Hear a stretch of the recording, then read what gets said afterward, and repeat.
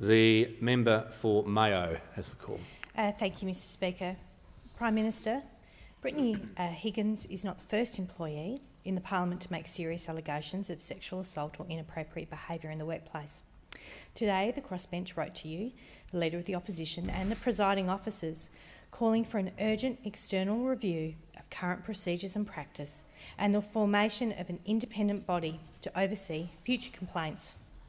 Prime Minister, will you restore confidence in the parliament and support an independent external review and an external independent body? The Prime Minister has the call. Well, the short answer to that question is yes, Mr Speaker, and that's what I indicated yesterday.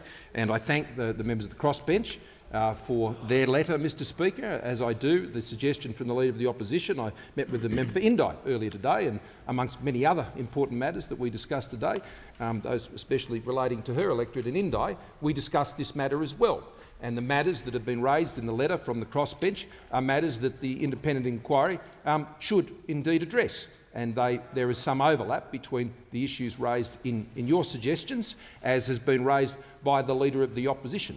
I would stress that I don't think we should presume to the conclusions of what that review should be and what it may recommend and what is the best way, because this is ultimately what this is about.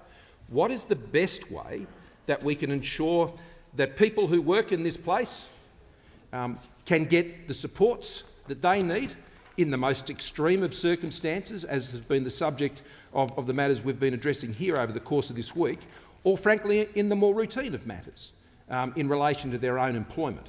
And so I think it is a useful process to do that.